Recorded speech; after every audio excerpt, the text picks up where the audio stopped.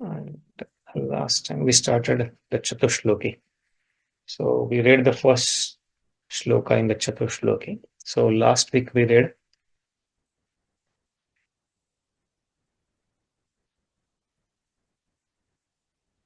Aham sarvasya prabho mattah sarvam pravartate iti matva bhajante mam buddha bhava samanvita.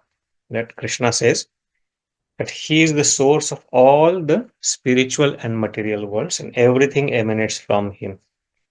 The wise who knows this engage in Krishna's devotional service and worship him with all their hearts.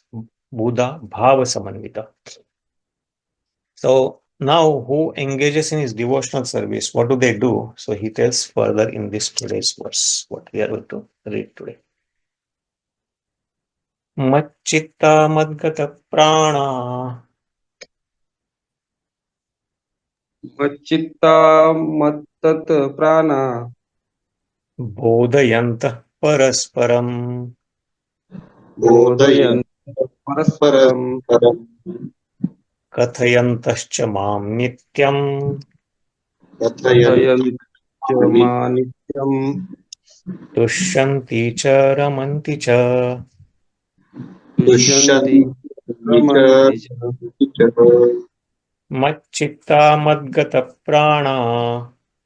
mac-cittā mad-gata-prāṇā. Bodhayantaḥ parasparam.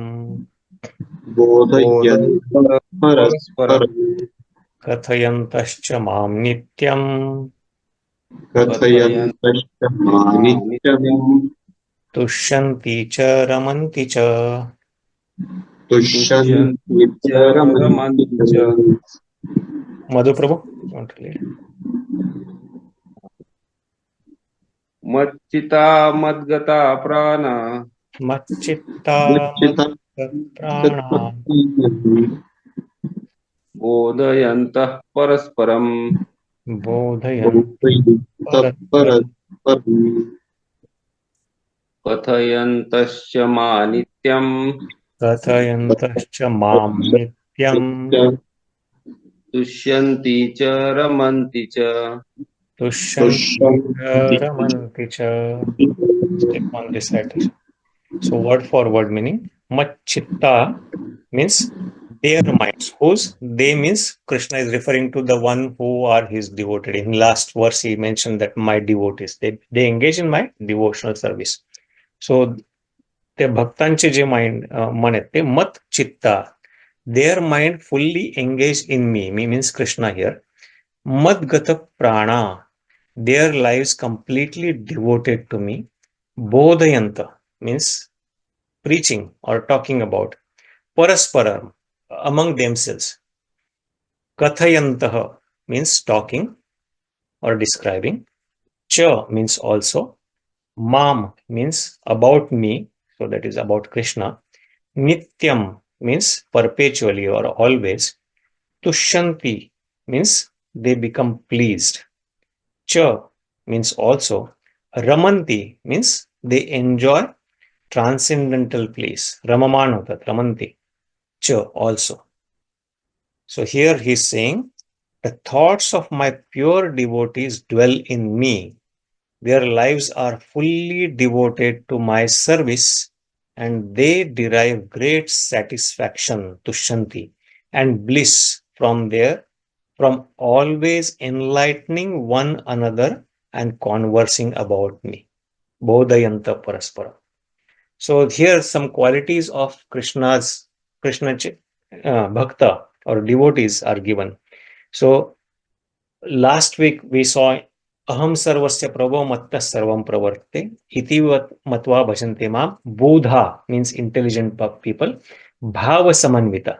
So one who knows that Krishna is the source of everything, sarvasya, and from him emanates all the qualities, all living entities, all the world, spiritual, material, everything. So those people are considered as intelligent, Buddha, and they engage in his devotional service, bhava samanvita. Now he's talking about those people now. What do? Mac-cittā mad-gata-prāṇā. Their thoughts, chitta, and their life is completely devoted to Krishna. And they bodhayantaḥ parasparam, they talk amongst themselves. What do? Kathayantaś mam. They talk about the katha or instructions about Krishna, mam. And how? Nityaṁ, always, eternally, perpetually. And by doing this, tuṣyanti cha ramanti cha, they derive very great happiness and bliss. Krishna कथा ऐकण्यात ते रममाण होतात आणि एकमेकाला कायम कृष्ण कथा असतात, त्याच्याबद्दलच काहीतरी बोलतात असं. So this is the second verse of Chatushloki Bhagavatam, or the 9th shloka in the Gita. Hare Krishna. We have a message. Shantaram Prabhu will be in listening mode. Hare Krishna, Shantaram Prabhu. And who else said? Hare Krishna, Rajesh Prabhu. Hare Krishna. Sunil Prabhu, you want to read the purport? So, Maybe let's see how big is this. Okay, 3 paragraphs. pure devotees, Sorry.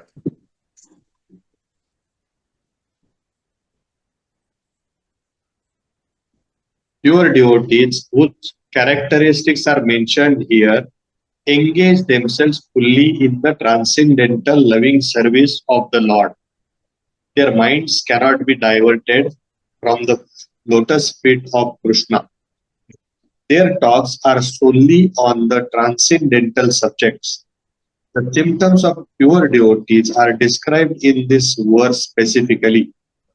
Devotees of Supreme Lord are 24 hours daily engaged in glorifying the qualities and pastimes of the Supreme Lord.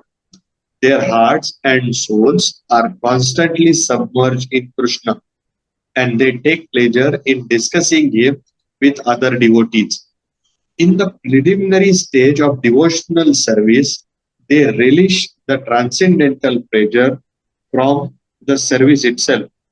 And in the mature stage, they are actually situated in love of God. Once situated in the transcendental position, they can relish the highest perfection which is exhibited by the Lord in his abode.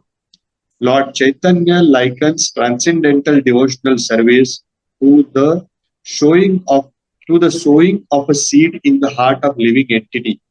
There are innumerable living entities traveling throughout the different planets of the universe, and out of them, there are a few who are fortunate enough to meet a pure devotee and get the chance to understand devotional service.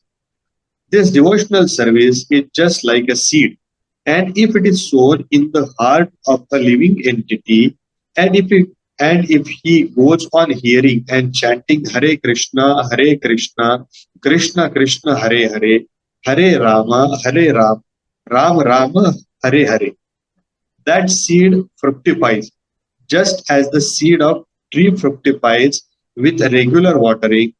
The spiritual plant of devotional service gradually grows and grows until it penetrates the covering of the material universe and enters into the Brahma Jyotir effulgence in the spiritual sky. In the spiritual sky, also that plant grows more and more until it reaches the highest planet, which is called Golok Vrindavan, the supreme planet of Krishna. Ultimately, the plant takes shelter under the lotus feet of Krishna and rests there. Gradually, as a plant grows fruit and flowers, that plant of devotional service also produces fruits, and the watering process in the form of chanting and hearing goes on. This planet of devotional service is fully described in the Chaitanya Charitamrita, Madhya Lila, chapter 19. It is explained there that when the complete plant takes shelter under the lotus feet of Supreme Lord, one becomes fully absorbed in love of God. Then he cannot live even for a moment without being in contact with the Supreme Lord, just as a fish cannot live without water. In such a state, the devotee actually attains the transcendental qualities in contact with the Supreme Lord.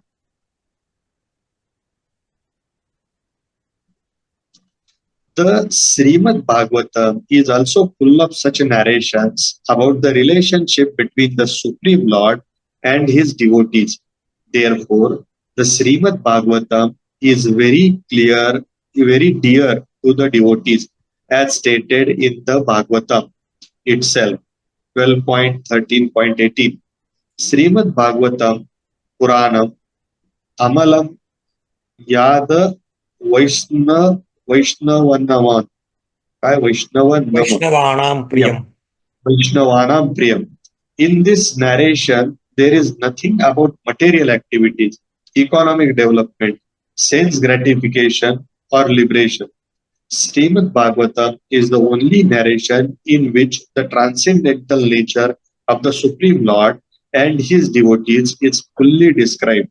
Thus, the realized souls in Krishna consciousness take continual pleasure in hearing such transcendental literature, just as a young boy and girl take pleasures in association.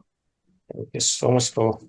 That's very beautiful. So, but general gist of this is basically the devotees of the Lord, irrespective what level they are. So the first line or in the beginning itself, he says that there are mature or even in the beginning state, they take transcendental pleasure. First, in the beginning state, they release the transcendental pleasure from the service itself. So they go and do service to the Lord or devotees. They go to the temple, do different types of services that are required for the temple, and they take pleasure from it. That's the pleasure or ananda they get from it. And in the mature stage, when they elevate in their bhakti, and then Krishna himself reveals them in ye yatha mam prapadyante tam tathaiva bhajami. Krishna says in the Bhagavad Gita, in the beginning, 4th chapter, that in the proportion, or how much a person surrenders unto me, I reveal to him in that proportion. So once they are in the mature stage, they are actually situated in the love of God. And then they are always conversing with each other about Krishna only, because that's what their object of love is. And here, Prabhupada refers to one of the verses, very beautiful verse actually, that Lord Chaitanya says that this is like a sowing the seed in our heart. So there is a very beautiful verse, Brahmande Brahmite Kono Bhagyavan Jiv, Guru Krishna Kripaya Paye Bhakti Lata Bij. And that's what Prabhupada is mentioning in here also, that in this whole Brahmanda, there are innumerable living entities traveling through the different planets in the universe. Brahmande Bhamite. But there is only a very fortunate living entities, fortunate jivas, a very few fortunate souls. They get the chance of devotional service by mercy of Guru and Krishna. Guru Krishna Kripaya Pai Bhakti Lata Bij, Bhakti Lata. And that Lata is described in Chaitanya Charitamrita, 9th chapter. That's what it says, that the devotional service is just like a seed, bij. And when we saw by the association of Guru or a pure devotee, when it is sown in our heart, then the process of watering is what? Chanting this Hare Krishna mantra. That's what is given in the scriptures. This chanting, Shravanam, Kirtanam, Smaranam. So this chanting and hearing Krishna Katha and thinking about Krishna, that is just like watering the seed of Bhakti Lata. And then that Bhakti Lata grows in our heart, and it eventually, it says that it penetrates even the our universal planet, our universe, and goes to the Brahma Jyoti and ultimately to the highest planet in the spiritual world, that is mentioned as the Goloka Vrindavan, where Krishna with all the Brajavasis, all Radhā-Rāñi, he's eternally performing pastimes there. आनंद चिन्मय रस प्रतिभाविताभि स्थाभीर्य एव निज रूपतया कलाभि गोलोक एव निवसत्याखिलात्मभूतो गोविंदमादि पुरुषम तमहम भजामि. Brahmaji says in this in his prayers of Brahma Samhita. That Goloka eva nivasati, he is eternally relishing pastimes with Radha and all the gopis, and all these pastimes what we hear in Vrindavan that Krishna performs, he is eternally relishing there. That is his spiritual abode, and that is the highest planet even in the spiritual world. And that's where here it says that it grows until it penetrates the covering of the material universe, enters the Brahma Jyoti, and in the spiritual sky, it goes to the highest planet, which is called Goloka Vrindavan, the supreme planet of Krishna. And that's what happens and that a devotee really experiences that his love for Krishna is growing, and then Krishna is enlightening him and revealing him to that degree. So that was the general gist of this. And then Srimad Bhagavatam is called Amalam Puranam. Srimad Bhagavatam Puranam Amalam Yad Vaishnavanam Priyam. So this is the last chapter of Srimad Bhagavatam, actually 12th canto, 13th chapter. That's the last canto. Srimad Bhagavatam has 12 cantos, and 12th canto has 13 chapters. So that is the last chapter, which is also one of the very beautiful chapters, which glorifies Bhagavatam itself, as well as it mentions about the other parts, and it also glorifies Vaishnavas. 12, 13. What was that? 18.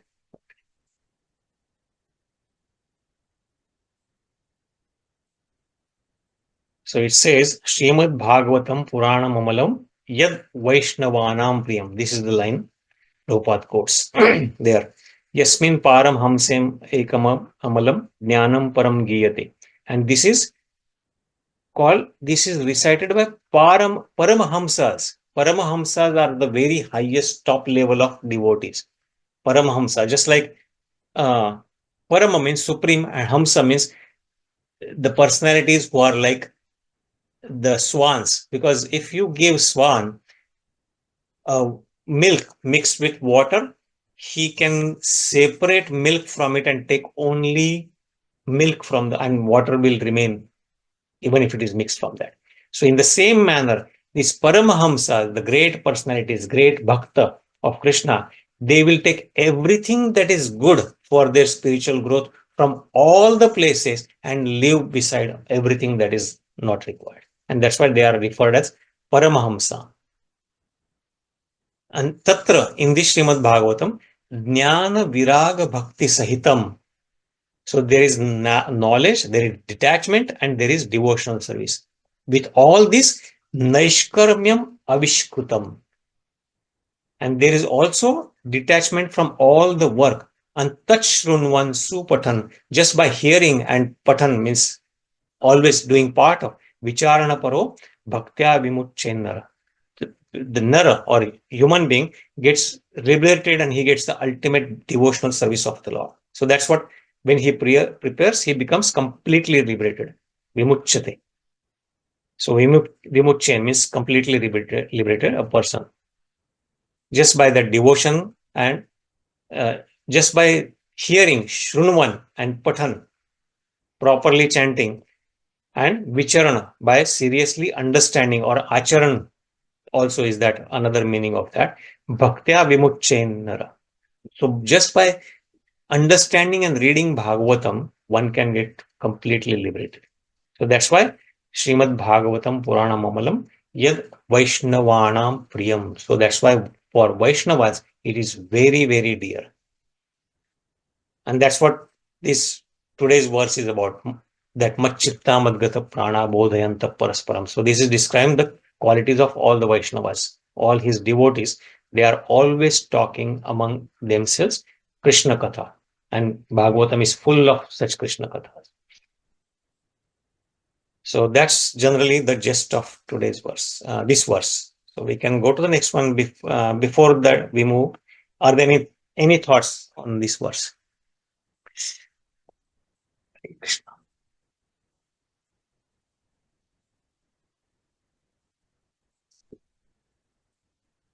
From meaning perspective, it is pretty straightforward. But from rasa perspective. It is full of rasa. It is very beautiful verse. Because the devotees always share the nectar of Krishna's pastimes with each other. Okay, so let's read one more, then we'll see. So this is another very beautiful from the Chatushloki. Let's recite this. teṣāṁ satata-yuktānāṁ satata-yuktānāṁ bhajatāṁ prīti-pūrvakam bhajatāṁ prīti-pūrvakam dadāmi buddhi-yogaṁ tam dadāmi buddhi-yogaṁ tam yena mam upayānti te yena mam upayānti te teṣāṁ satata-yuktānāṁ teṣāṁ satata-yuktānāṁ bhajatāṁ prīti-pūrvakam bhajatāṁ prīti-pūrvakam dadāmi buddhi-yogaṁ tam dadāmi buddhi-yogaṁ tam yena mam upayānti te. yena mam upayānti te. Okay, we'll take one recitation. Shantaram Bapu Prabhu, will you be able to recite?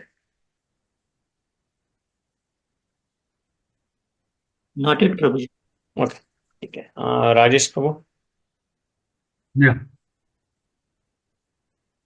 तेषां सततयुक्तानां teṣāṁ satata-yuktānāṁ भजतां प्रीतिपूर्वकं bhajatāṁ prīti-pūrvakam ददामि बुद्धियोगं तं dadāmi buddhi-yogaṁ tam येन मापुयान्ति ते. yena mam yena upayānti upayānti te. te. Thank you, Prabhu. So, teṣāṁ means unto them. So, who are they? The devotees who are always talking about Krishna among themselves. So, he's referring to the previous verses. teṣāṁ, unto them. Satata-yuktānāṁ, who are always engaged in what? Bhajatāṁ, in bhakti, in rendering devotional service. How do they do that? Prīti-pūrvakam means in loving ecstasy. Prīti-pūrvak. Dadāmi, I give them. What? Buddhi-yogaṁ, the real intelligence. Tam, that which, yena, by which, mam, unto me, upayānti, come, te, means they. So he is further saying that to those who are constantly devoted to serving me with love, prīti-pūrvakam, I give the understanding or intelligence by which they can come to me. So to the devotees who are always engaged in Krishna's service with love, prīti-pūrvakam, bhajatāṁ prīti-pūrvakam, and how? Satata. So this, I think we talked about this. Satata and nitya, this word comes many times. Even in the previous verse, nitya word was there. So it says that nityaṁ tuṣyanti cha ramanti cha, always. And then even now, and this word you will see in many verses of the Bhagavad Gita and even in Bhagavatam. So this is not a thing that we can just get it done and it's over. No, this is always, this is eternal process, continuous process, satatam. So teṣāṁ satata-yuktānāṁ bhajatāṁ prīti-pūrvakam, one who is always, continuously, perpetually engaged in my devotional service with love, prīti-pūrvakam. Dadāmi buddhi-yogaṁ tam, to him I give buddhi-yoga, I give perfect intelligence, I give perfect understanding, by which yena mam upayānti te, they can come to me in the spiritual world. They get free from this material entanglement, all the pangs of this material entanglement, all the four different primary problems what we have, janma, mrityu, jara, vyadhi. So they are freed from this, and all the three types of sufferings they have Adhyatmic, Adi-bhautik, and Adi-daivik. These are the three different types of sufferings that are mentioned in the Vedic literature. So from all these, they get freed. They don't get any more material body and they can come to me. But how? Again, here says, by I give them intelligence who are engaged in my loving devotional service. Okay, we have 3 paragraphs. Madhu Prabhu, you want to read the purport? No problem.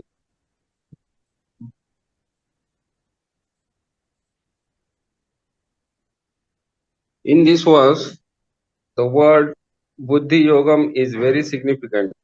We may remember that in the second chapter, the Lord instructing Arjuna said that he had spoken to him many things and that life would instruct him in the way of buddhi yoga. Now, buddhi yoga is explained. Buddhi yoga itself is action in Krishna consciousness. That is the highest intelligence. Buddhi means intelligence and yoga means mystic activities or mystic elevation. When one tries to go back home, back to Godhead and takes fully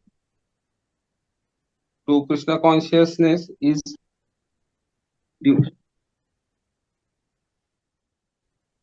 in devotional service.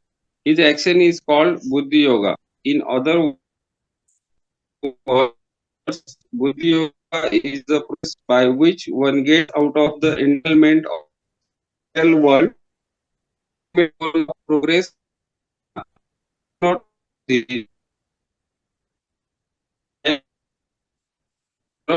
थोड़ा break होता है मधु प्रभू मधून मला मालूम होता है know that when the goal is signed, then the path is slowly but काय होतंय ब्रेक होत आहे आवाज मधून मधून असं वाटलं आवाज येत नाही का व्यवस्थित मध्ये मध्ये असं काही काही वर्ड्स ऐकू येत नाही असं मला तरी निदान बाकीच्यांना काय वाटत येते का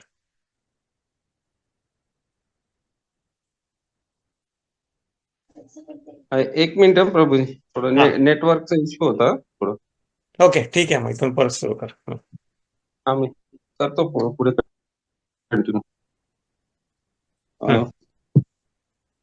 people do not know this. Therefore, the association of devotees and a bona fide spiritual master are important. One should know that the goal is Krishna, and when the goal is assigned, then the path is slowly but progressively traversed, and the ultimate goal is achieved. When a person knows the goal of life, but is addicted to the fruits of activities, he is acting in karma yoga. When he knows that the goal is Krishna, but he takes pleasure in mental speculations to understand Krishna, he is acting in Jnana Yoga. And when he knows the goal and seeks Krishna completely in Krishna consciousness and devotional service, he is acting in Bhakti Yoga or Buddhi Yoga, which is the complete yoga. The complete yoga is highest perfectional stage of life. A person may have a bona fide spiritual master and may be attached to a spiritual organization, but he is still not intelligent enough to make progress. Then Krishna from within gives him instructions so that he may ultimately come to him without difficulty. The qualification is that a person always engage himself in Krishna consciousness and with love and devotion render all kinds of services. He should perform some sort of work for Krishna, and that work should be with love. If a devotee is not intelligent enough to make progress on the path of self-realization, but is sincere and devoted to the activities of devotional service, the Lord gives him a chance to make progress and ultimately attain to him. Thank you, Prabhu. So very, very powerful verse actually, and very beautiful again. So Krishna gives so many guarantees in this whole Bhagavad Gita, and this is one of them. So one who engages in Krishna's loving devotional service, Krishna says that I give them intelligence. Now, when Krishna says that he is giving intelligence, he is the supreme personality of Godhead. Nobody can stop him. He is the one who is behind everything. Even this material nature is working under his control. Maya-dhyakshena prakriti suyate sacharacharam. And even all the qualities that we can think of in the previous verses, in the 4th and 5th verse of this chapter, Krishna says that those also come from me. So when he says, he can only say something like this, that I will give somebody intelligence so that they can come back to me. And this is very powerful. So and Krishna, this buddhi yoga word comes in the 2nd chapter that Prabhupada is referring. But when a person knows the goal of life, so here Prabhupada refers very short way the different yoga systems that are mentioned in the Bhagavad Gita. Karma yoga, jnana yoga, and buddhi yoga or the bhakti yoga. So this at a broad level, these are the 3 main processes that are described in the Bhagavad Gita. We say that the first 6 chapters is broadly classified as karma yoga. The last 6 are classified as jnana yoga, and the middle 6 from chapter 7 to 12 are buddhi yoga, where bhakti yoga. And the 12th chapter is completely based on the bhakti yoga. Its title itself is bhakti yoga, where Krishna describes all the different levels of bhakti and what types of devotees are very dear to him. He gives and in the beginning, Arjuna asks in the 12th chapter that what type of devotee is dear to you, or what type of devotee is better? One who worships the impersonal Brahman, or one who worships you in a personal form? So that also, Arjuna, to clarify the doubt, because people many times think that the supreme absolute truth is nirakar or impersonal. But Krishna clarifies that doubt, that the impersonal feature is coming from a person, and that we have described several times in Bhagavatam. It says, Vadanti tat tattva vidastatvam yajnana advayam brahmeti paramatmeti bhagavan iti shabdate. That the supreme absolute truth is realized in 3 stages. Brahman, that is the impersonal feature. That's what many people, even in Vedic culture, understand, that this impersonal thing, what we see, nirakar, nirgun nirakar, that is the supreme absolute truth. But the higher than that is Paramatma feature, one is residing in our heart. And higher than that, actually, the supreme absolute truth, whose feature is Paramatma, and whose effulgence is this nirakar Brahman, that is Bhagavan, that is Krishna himself. So that's what Prabhupada mentions here, that when a person knows the goal of life, so somebody may have studied Bhagavad Gita and they understand, going back, spiritual path is my goal of life. But still they are attached to the fruitive activities. Still they want to enjoy material things. Then he is acting in karma yoga. So he is working, but he knows goal of life, but he's still deviated a little bit, and he's working on karma platform. When he knows that the goal of life is Krishna, but takes pleasure in mental speculation to understand Krishna, so then he is on Jnana Yoga platform.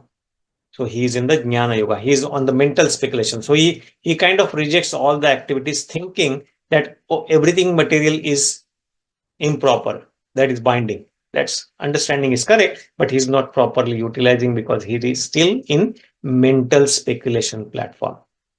He's still engaged in that thinking process.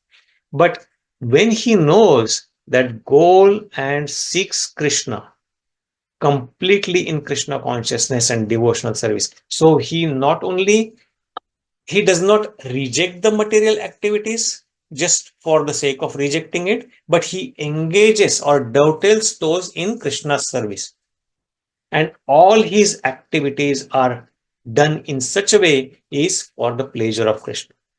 And then it is called Bhakti Yoga. Then he is acting in the Bhakti Yoga platform. And that is considered the complete yoga, which is the complete yoga, which with this complete yoga is the highest perfectional stage of life. And that's what the essence of Bhagavad Gita is. Because I think we talked about several times, going to the end of Bhagavad Gita, last chapter, Krishna says ultimately, whatever I told you, sarva dharman parityajam mam ekam sharanam vraja. Aham tvam sarva papebhyo mokshayishyami ma shucha. Full guarantee. Just surrender unto me. Engage in my devotional service. Man mana bhavamat bhakto. Madhyaji mam namaskuru. Mame vaishasi satyam te pratijane priyosi me. So that bhakti yoga, engaging in Krishna's bhakti, is the highest platform. And that's what Krishna is saying here also. Bhajatāṁ prīti-pūrvakam. teṣāṁ satata-yuktānāṁ bhajatāṁ prīti-pūrvakam. I give them intelligence so that they can come back to me. Krishna takes care of them. Yoga kshemam vahamyam. Vahami aham. Krishna says aham. Even though he is the supreme Bhagwan, he doesn't have to do that. He can say that, oh, my agent can do this and take care of you. No, he says aham. Vahami aham. Yoga kshemam. I take care of them completely. I personally take care of them. And that's what Krishna does when somebody engages in his loving devotional service. So that's generally the gist of this. A person may have a bona fide spiritual master and may be attached to a spiritual organization, but if he is still not intelligent enough to make progress, then Krishna from within, as Chaitya Guru, gives him instructions so that he can ultimately may come to him. So Krishna puts him in certain situations so that he tries to give lesson. Krishna is more worried about us than we are worried about ourselves. He's the, I think we talked, he's the loving father who is always caring for us. And even if sometimes he punishes us, he's trying to give us lessons so that to at least teach a lesson that this is not the place where you belong. This is the place of miseries, dukkhalayam ashashvatam. And that's why please turn your face to me and engage in my devotional service. I'll free you. But we are so adamant that we are not ready to pay attention to him. Upadrashtacha anumantacha bharta bhokta maheshwaram. Krishna says that he is in our heart continuously as our eternal friend, just acting like upadrashta, as an overseer. He's watching us. At the same time, anumanta, he's the one who is giving permission to us without us realizing that. Because without his permission, nothing happens. Upadrashtacha anumantacha. Bharta, he's the maintainer. Bhokta, Maheshwara, he's the supreme Ishwar, Maha Ishwar. So he's always there with us. He's always trying to tell us. But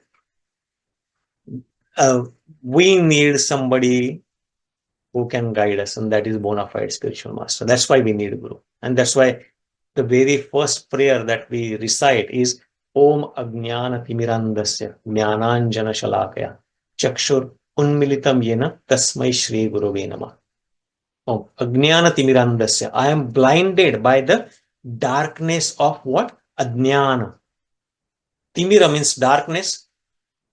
Ajnana means ignorance. So the darkness of ignorance, and because of that darkness of ignorance, I am blinded. Andha.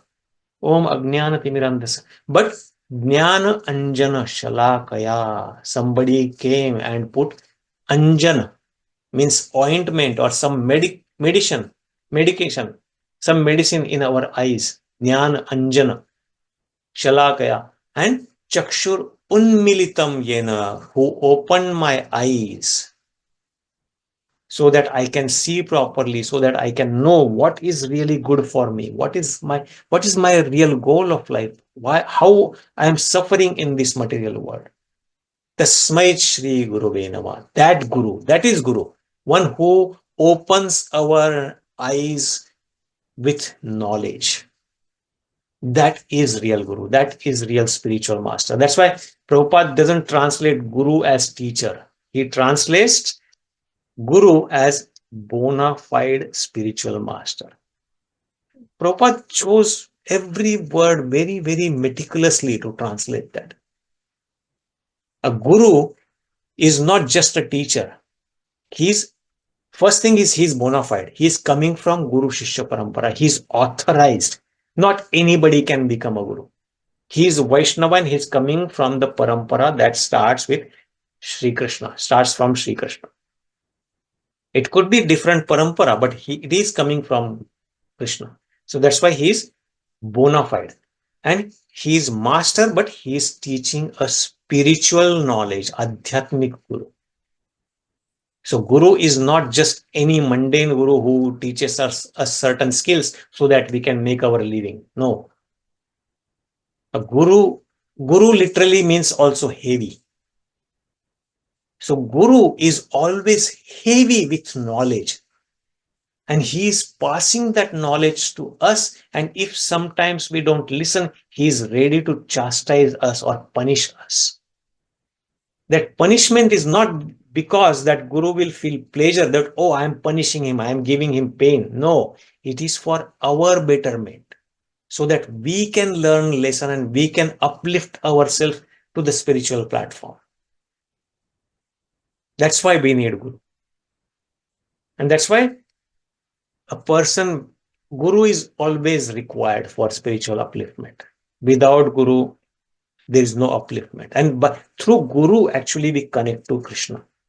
Just like when a girl marries to a person, then she connects to that whole family. She becomes part of that family. In the same manner, when one accepts a guru and takes diksha from him, he is connected to that Guru Shishya Parampara. He becomes part of that Guru Shishya Parampara and he is connected to Krishna through that chain of disciplic succession. So that's why guru is required. And that's what Prabhupada says there. Even if somebody may have a bona fide spiritual master and may also be attached to a spiritual organization, but if he's still not intelligent enough and is still slacking on his practice, slacking in his bhakti a little bit, then Krishna from within, because Krishna says, oh, this person accepted a guru, he is associated, so he's making his effort. But somehow or other, he is still slacking or he's still wavering from his path. Then he will give instructions from within. Dadāmi buddhi-yogaṁ. That buddhi-yogaṁ Krishna gives from within. Intelligence. He acts as a Chaitya Guru. So that one may ultimately go to Krishna. One may ultimately reach to his original abode, which is the spiritual planetary system. And then there he can eternally have pastimes or lila with Krishna in different ways.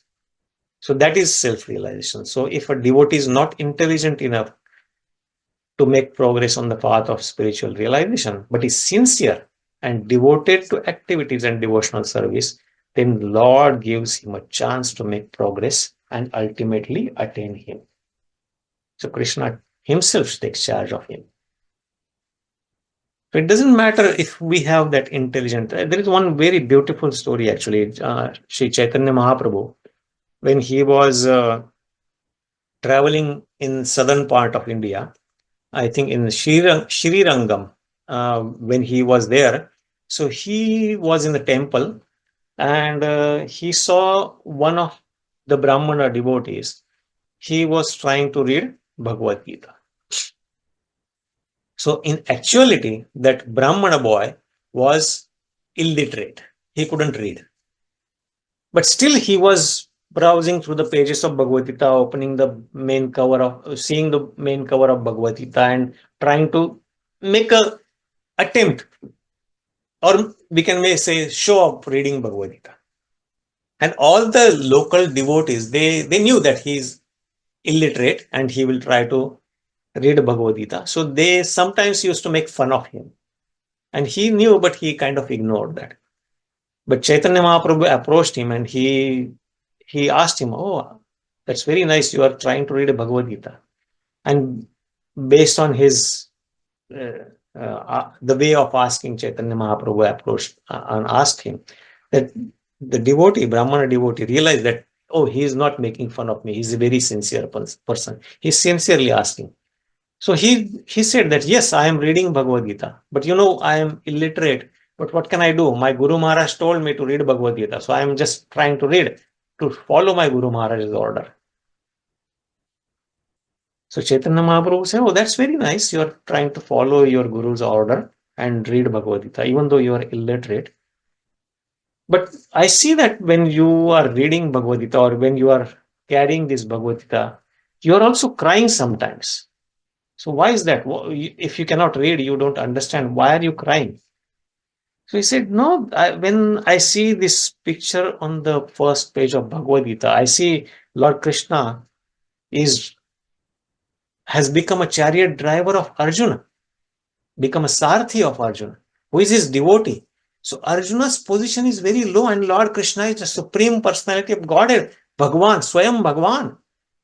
But still, he's so compassionate, he's so merciful that he's taken a lower position of a driver for his devotee just out of love. And when I see that, I cannot stop crying. So Chaitanya Mahaprabhu immediately embraced him and he said, you are the one who understands Bhagavad Gita. So even though somebody from material point of view may be illiterate or somebody may not be very intelligent enough to make progress on this path, that's what the last sentence Prabhupada mentions. If a devotee is not intelligent enough to make progress in the path of self-realization, but if he is sincere and devoted to the activities of the devotional service and of course to the Guru, then Lord gives him chance to make progress and ultimately attain him. Krishna says, he is bhavagrahi Janardana. That is one beautiful verse. Murkho vadati Vishnaya, dhiro vadati Vishnave. Ubhayostu samam punyam, bhavagrahi Janardana. That in Sanskrit Vyakarana, when we are referring about Vishnu, so grammatically it says Vishnave and not Vishnaya. But for Krishna, it says Krishnaya, because the last letter of Vishnu ends with U, say Vishnave. But in the same way, if we want to refer to something I have to give to Krishna, then I also refer to Krishnaya. But he says that Murkho vadati Vishnaya, that unintelligent person, he may say, oh, I want to give this to Krishna, so he may grammatically incorrectly say Vishnaya. And dhiro means a sober person who is learned, vadati Vishnave, he may correctly say that Vishnave. But both mean the same thing. They want to say the same thing. Ubhayostu samam punyam. Both of them get the same result, same outcome, even though the Murkha is saying wrong way. Why? Bhavagrahi Janardana. Janardana, Krishna, is Bhavagrahi. He is not looking at your intelligence, your grammatical proficiency, or how proficient you are in your teachings or skills. No, he is Bhavagrahi. He is looking at your Bhavagrahi Janardana. So the progress doesn't depend on our intellectual level. Krishna gives us intelligence, yes, but that intelligence is ultimately to attain him. So we may be not correct in our grammatical errors or grammatical Sanskrit or linguistic skills or anything, but when our bhava is pure, Krishna accepts that. And that's why he says to that type of person who is bhajatāṁ prīti-pūrvakam, dadāmi buddhi-yogaṁ, I give them intelligence. So I think we'll stop here. It is almost an hour. So we'll take some reflections and then stop for today. So thank you very much. Hare Krishna. Hare Krishna. हरे कृष्ण. गेल्या आठवड्यात त्रिचीला गेलो होतो. त्रिचीच्या जवळ श्रीरंगम म्हणून एक ठिकाण आहे, त्याला देऊळ आहे. वैष्णव लोकांची इथल्या धारणा अशी आहे की 107 विष्णूची मंदिर जी आहे तिथे तिथं म्हणजे भूतलावरती तिथं त्यांना तर त्यातले सगळे जे विष्णू आहेत ते या ठिकाणी संध्याकाळी दिवसभराचं काम झालं की विश्रांतीसाठी घरी येतात. म्हणजे श्रीरंगम हे सगळ्या 107 विष्णूंचं ठिकाण घरी यायचं संध्याकाळी विश्रांतीला.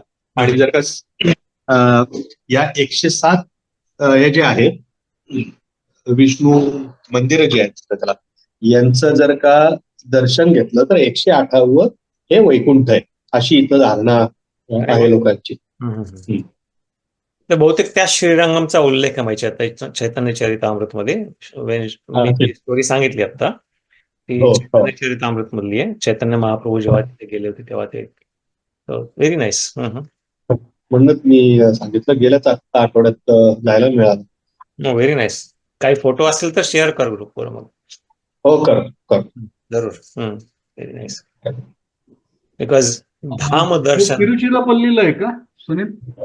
त्रिची पासून 30 किलोमीटर वरती आहे. हो का? म्हणजे तामिळनाडूमध्ये राईट? तामिळनाडू.